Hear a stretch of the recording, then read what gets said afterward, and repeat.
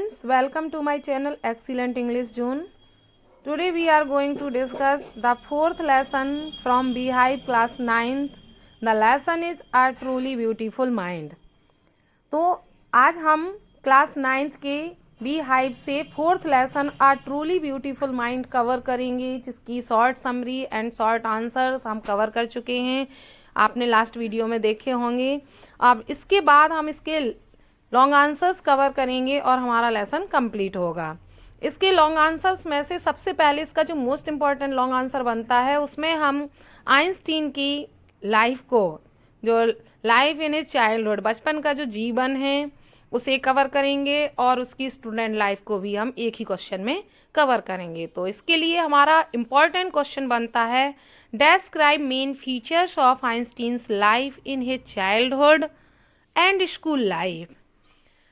Einstein के बचपन का और स्कूल के जीवन का हमें यहाँ डिस्क्रिप्शन करना है, इसके मेन फीचर्स बताना है। और करके हम इस टाइप से भी क्वेश्चंस लिख सकते हैं, describe in brief Einstein's life in his childhood and school life. तो इस क्वेश्चन में हमें आइंस्टीन के बचपन की जो विशेषताएं हैं, कैरेक्टरिस्टिक्स हैं, फीचर्स हैं, उनको एक्सप्रेस करना है और उसकी स्टूडेंट लाइफ को भी डिस्क्राइब करना है। तो आंसर हमारा होगा, Einstein was a great physicist. Einstein एक महान भौतिक शास्त्री थे। He was born on 14 March 1879 in the German city of Uloom. वह जर्मन के उल्म नगर में 14 मार्च 1879 में पैदा हुए थे। Since his childhood he was unusual, बचपन से ही वो असाधारण थे।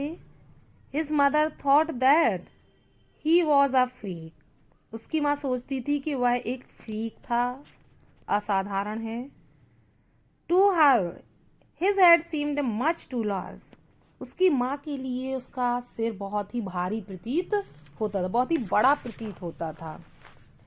Einstein did not speak a word about at the age of 2.5।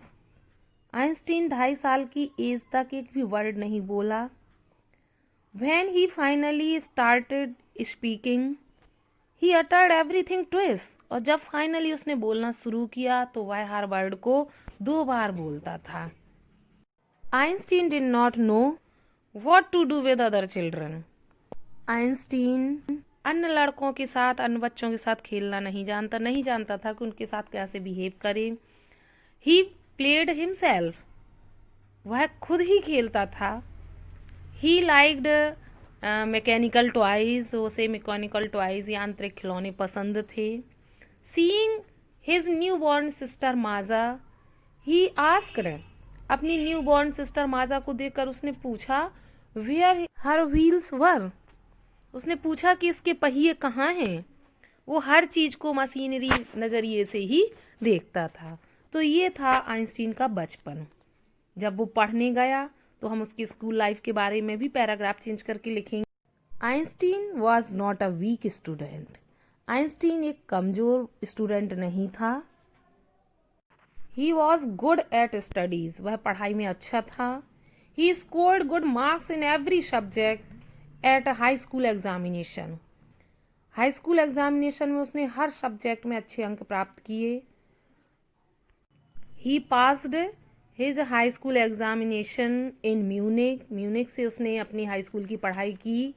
But he hated the school से स्ट्रिक्ट डिसिप्लिन, लेकिन वह स्कूल के स्ट्रिक्ट डिसिप्लिन से घृणा करता था। So he often clashed with his teachers, इसलिए वो अक्सर अपने टीचर्स से झगड़ा करता रहता था। At the age of 15, he felt so much puzzled there. 15 साल की एज में उसे वहाँ बहुत ही परेशानी महसूस हुई।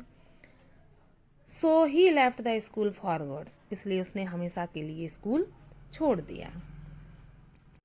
After it, he completed his study in a college, German speaking college in Switzerland. German भाषा बोलने वाले कॉलेज में, स्विट्जरलैंड में उसने अपनी पढ़ाई की। And then completed his graduation in Zurich, Zurich में अपनी ग्रेजुएशन कंप्लीट की। तो इस प्रकार से यहाँ पर हमने आइंस्टीन का जो चाइल्डहुड लाइफ थी, बचपन का जीवन था, और स्टूडेंट लाइफ थी, उसको हमने यहाँ पर कवर किया। तो इस तरह से हमारा ये क्वेश्चन कंप्लीट होता है। इसके बाद हम एक और क्वेश्चन कवर करेंगे, what is Einstein's contribution in the field of physics है, क्योंकि उनका फिजिक्स में बहुत ही योगदान रहा है। तो यहाँ पर हम लॉन्ग आंसर में आइंस्टीन का फिजिक्स के फील्ड में जो योगदान है उसको कवर करेंगे। तो इसका आंसर हमारा होगा, having completed his graduation Einstein got a job in 1902 as a technical expert in the patent office in Bern. अपनी ग्रेजुएशन पूरी करने के बाद आइंस्टीन ने 1902 में एक टेक्निकल एक्सपर्ट के रूप में पेटेंट ऑफिस बर्न में जॉब स्टार्ट कर दी, उसे एक जॉब मिल गई। There he got a chance to develop his own ideas in secret. वहाँ पर उसे सीक्रेटली अपनी आइडियाज को डेवलप करने का अवसर मिला।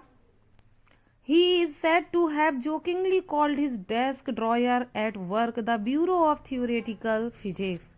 वो मजाक मजाक में कहता था कि उसकी जो डेस्क ड्रॉयर है वह सैद्धांतिक फिजिक्स की दराज है।